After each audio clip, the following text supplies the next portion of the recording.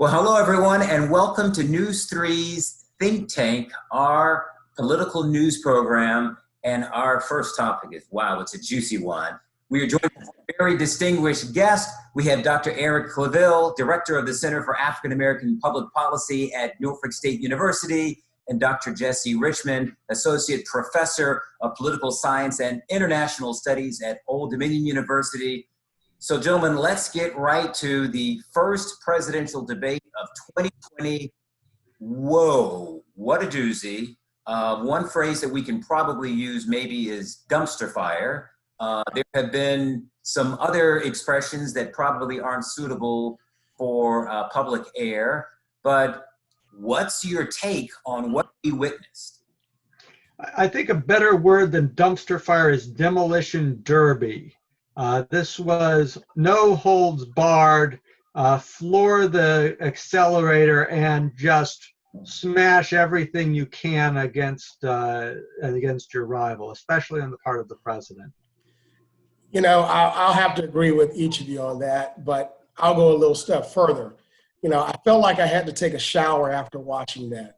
It was just so disgusting, the way that the president carried himself and behaved, which Joe Biden kind of took the bait in initially and started going back and forth with him. And he tried to rise above the fray, the mud, but it looks like he got pulled right in. And, you know, somebody say it was a debate, I say it was a debacle. Of course, there was no civility. It was just simply chaos. And if there's going to be another debate like this, I think it's going to turn the American people completely off. Should we be surprised at what we saw? This was an extension of what we've seen in debates over the last couple of cycles, this trend towards interruption, towards impoliteness. I think we really have to think about empowering the moderators, or even you as stations, right? You get a feed. You could get a variety of different feeds. If we have a feed from each person's mic, right, and each person's video, if it's not your time, I think you should not be able to speak.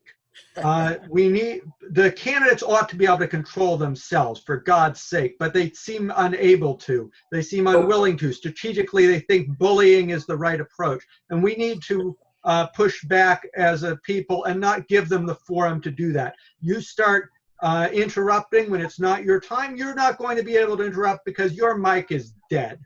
So one survey showed 69% of people were annoyed by what they saw. But does that mean that there wasn't a winner last night? I'll say that it depends on who your target was. I think the president won as it relates to his base. I mean, he got his message out there.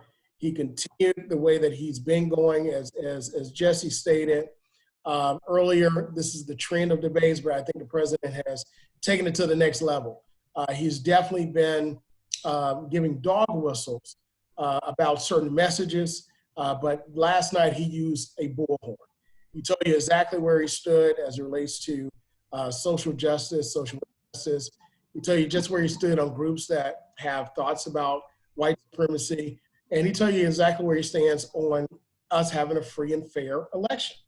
But as it relates to Vice President Joe Biden, I would say that I think in the beginning, he kind of waned a little bit. I think he took the bait, but I think toward the end, he started to gain his momentum. So I think he's probably looking more forward to a next debate than anyone else, so that he can continue to drive home his message. Don't you think that the president's, I was just going to say, don't you think that the president's strategy, though, was to try to see if he could get under Biden's skin? And do you think that that was effective? I think that he tried very hard. I think it was only effective to a limited degree. I think that Biden had probably prepared for that. And so we had a lot of crosstalk. We had a lot of instances in which both candidates were information rich, right? We have two people talking at once instead of one. What a bonus. But this was, I think, on the whole, he failed to accomplish that objective. However, I think that on a broader perspective, what Trump is very good at is hair-aesthetics as opposed to rhetoric. His rhetoric is a mess often, but he's very good at framing the argument and framing the context in ways that benefit potentially his strategy and campaign. And what was his hair-aesthetic goal here? His hair-aesthetic goal was the dumpster fire. It was the demolition derby. It was giving people the sense that this election was about us versus them, as opposed to the United States of America and how we are going to make a choice collectively for who our leader will be over the next 4 years. And so that framing, the style of the debate was very consistent with that kind of framing. Did the needle move? I don't think so. I think that those who are going to vote for the president, they're going to vote for him, no matter what. Those who are going to vote for Vice President Joe Biden, they're going to vote for him no matter what. I think those who are quote unquote undecided whether they're going to vote or not, think that those individuals could have been pulled one way or the other, whether they're going to cast their vote and just throw their hands up and say, I'm tired of this, or if they're going to go toward the vice president and say, you know what, this is too much chaos. We need a little bit more civility. But I wanted to comment on what Jesse stated earlier.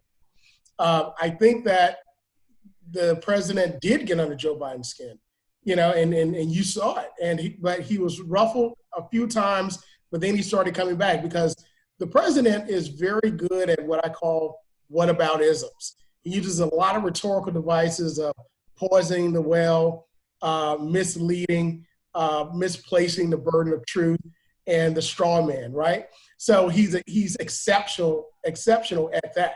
So with that being the case, as if you're talking, I'm talking over you, I'm throwing a few insults at you, trying to get you off your game, and he was successful initially. But I think it turned off those voters and said, you know what, I was thinking about maybe voting for the president just because, but right now, I think I'm going to change my mind. So that was going to be my follow-up question is if you were leaning toward Biden or if you were leaning toward Trump, did anything change? I think that we're speculating about a variety of different voters. There are different categories of voters to think about. To some degree, I think we saw certainly the far right, Trump, as Eric said very well, the bullhorn was out. What happens to the moderates? That's a little bit more in question. Trump managed to introduce a variety of attacks, his argument that Biden is a stalking horse for some kind of far left agenda that Biden hasn't endorsed. He's trying to create fractures within the Democratic coalition. How effective was that effort? I'm not sure that people on the left are going to take Trump's advice about whether they should be enthusiastic about Biden or not. But he did. People in the center. But that's part of what Trump was trying to do, and he landed some blows. Because he did get Biden to kind of say, well, I beat Bernie, and he did get Biden to say that he wasn't going to support the Green Deal, that he was going to support the Biden plan. So do you think he was able to start creating some wedges between those who are moderate in the Democratic Party and those who are further to the left? You know, Kurt, that's a very interesting question because I felt that was the president's plan. How can I create division? Okay, he's masterful at that. He's a master at creating chaos, sowing seeds of discord, and creating division. By getting him with the Bernie Sanders question, and I don't know why the vice president made the statement to him, I beat Bernie Sanders pretty bad. There are a lot of Bernie Sanders supporters that are not excited about Joe Biden being the nominee. And the president doesn't have to get people to necessarily vote for him. He can, if part of his goal can be if he is successful at getting Biden supporters just to stay home, because they were either Bernie supporters or they're a little more liberal, and so the president doesn't have to get them to convert to vote for him. All he has to do is get them to stay home. And did he accomplish any of that with this debate? You know, again, I think you're exactly right. That's his goal. How can I shave off 2-3 percentage points in all of these states, right?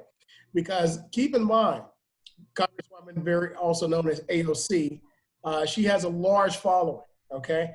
And those individuals are loyal to the ideas and ideology that is put forth, which the president tried to coin as socialism, socialism, socialism. So these are these very bad, bad words in politics. Socialism, welfare, handouts, tax hikes, taking money from the rich, giving it to the poor. These are all dog whistles, but again, like I said before, these were on full display with a bullhorn. So there was a lot of chatter on social media right after the debate that those, I guess, who were supporters of Biden, that there's really no benefit of his participating in the other debates. What's your take on that? I think that, as I said before, we really need to think about how debates are structured. Debates should be an opportunity for combative exchange of ideas. That doesn't mean they should be an opportunity for shouting and talking over each other. I think the media has a role to play. I think that people who are constructing the video feed of the debate can potentially enforce no interruption rules. And I think that would allow each candidate to forcefully state their case, but not to state their case on top of another person's statement, which is what we saw time and time and time and time again in an ugly display. The real winner of this debate were the enemies of democracy. We had such an awful display of incivility yesterday. Yeah. But does Biden have a choice? I mean, if he were to walk away, because maybe some would say, well, he did seem a little rattled last night. And if he were to say, you know what, there's no point, if the debates can't have more control, yeah, no benefit in participating. If he walks away, that makes him look weak. He can't walk away, but the debates can be structured in a way that the candidates are constrained to stick by the rules they've agreed to in terms of giving each other time to speak. This is not something that the candidates have agreed to explicitly. Oh, yeah, we're going to talk over each other the whole time. Supposedly, they're going to take turns.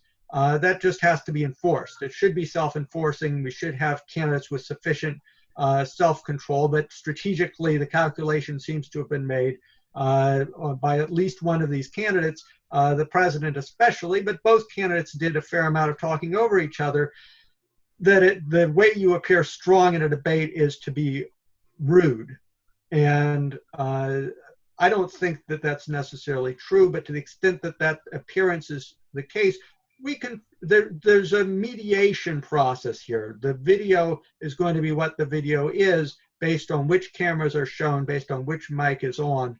And it's like we can choose whether this is actually how we're going to debate. And I think as a civilized society, we ought not to choose to allow the candidates to behave in this boorish manner. I agree with you, Jesse, 100%. But I think that the horse is out of the stable on this particular style of debate that we're having now. But to your point, Kurt, I think that if Joe Biden was going to walk away, he should have done it and it should have been on every early news show this morning.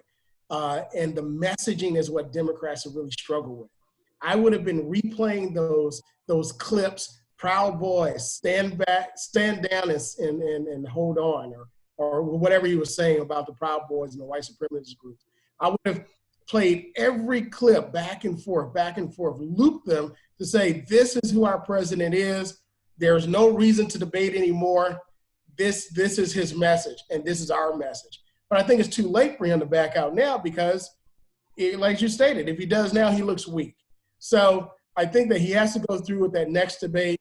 But I think after that next debate, I think if he wants to call it quits after that, you've got to put those clips together that are going to get the emotions of the people, eyes and hearts attached to those very, very harsh statements that the president is making, if that's the case. Now, if you're the president, you should bait the vice president. Oh, he's afraid to debate me. I told you he's not ready for this job. Look how weak he is, right? And then you're starting to build up anticipation for your base, anticipation for the next debate. And who knows, he's a ratings guy, and ratings may be, off the charts with this one. Well, his campaign has said that he's going, Biden's campaign has said that he's going forward with the debates. From what I understand, the next debate is more of a town hall format. What do you think that we should expect from the two candidates going forward in this town hall debate? I think we're going to see a lot more of the same. We're going to see the candidates stepping all over each other. We're going to see each candidate trying to use the full period of the debate to frame the argument in the way that they want it framed, whether or not it's their time to speak. The town hall format potentially offers the opportunity for, I think in some ways, a little bit more focus. These long segments where the candidates had relatively unstructured format in the first debate arguably contributed to what we saw.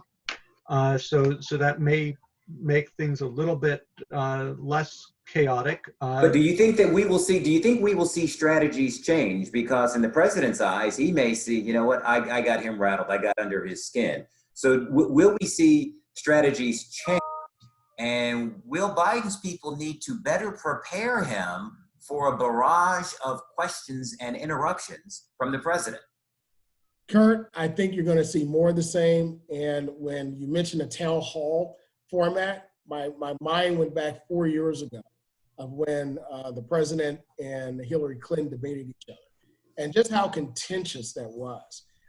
Just the images, the presence of the president standing over Hillary Clinton during that time period, various people that they had in the audience to antagonize each other. I see more of the same. I see it escalated, and it may also, you probably may get some people who are in the town hall to get involved, in the exchange with the president and also the vice president.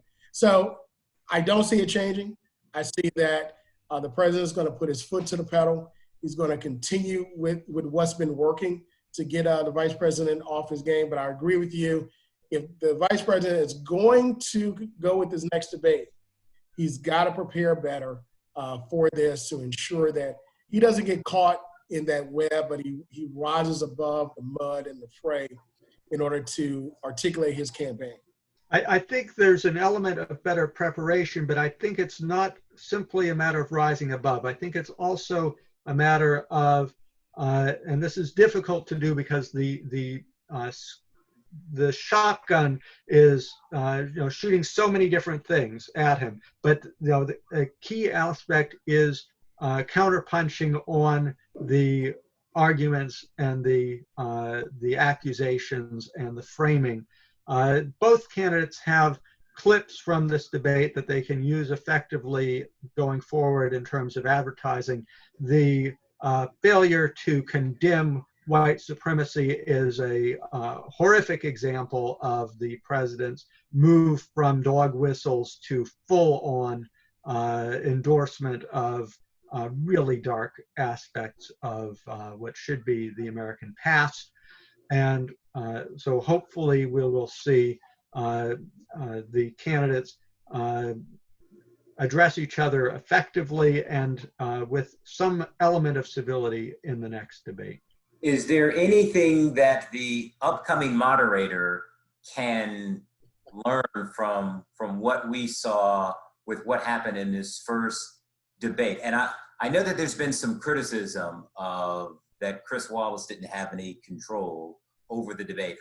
I'm not sure who would have been able to contain what we witnessed when you have two adults who are going to go at it, and you've got to be careful in how you. I think it's fair to say that there were many more interruptions coming from President Trump. I don't know how you successfully stop those interruptions or shut down the president without it coming off like you're being disrespectful to the commander in chief. And so I didn't envy Chris Wallace. There were rules that were agreed to that were not adhered to in this debate. But what can the next moderator take away and try to be prepared so that we don't witness that train wreck that we saw? Well, Kurt, you know, that's a $8 question, right? Well, first thing I think we should do, and I take Jesse's recommendation, we should be able to mute their mics, right? In addition to that, the next moderator has to be authoritative. And if the president doesn't want to sit down and stop talking, he's got to ensure that he's basically put in its place at that particular point, being respectively, right? And also the vice president. So it goes both ways. But again, with the town hall setting, I think that the gloves are going to come off even more so, because you're going to have an audience there to be able to engage and really see you there. And we've got a president who understands visual images on television. He understands what gets ratings, and that's how he won the presidency in the first place. Attaching himself to these very controversial messages and ensuring that these individuals get out to the polls. So I really don't see him letting up any. But we got to have a moderator that's going to be strong. I think that's right. The moderator needs to be forceful. I think one of the aspects is the moderator needs to reiterate repeatedly and from the beginning what the rules are for the debate. And the moderator needs, Wallace said before this debate, his goal was to be relatively invisible, right? This is the two of them. Well, that's what we got. The moderator has to recognize that, unfortunately, in the current context, the moderator is really a third participant in this debate, and the moderator has a crucial role in terms of disciplining the participants when they fail to stick with the rules that their campaigns have agreed to. All right, well, gentlemen, I think we had an awesome discussion here. Dr. Eric Claville, Director of the Center for African American Public Policy at Norfolk State University, and Dr. Jesse Richmond, Associate Professor of Political Science and International Studies at ODU. Gentlemen, thanks so much. And that is going to be a wrap for News 3's Think Tank. Thank you so much.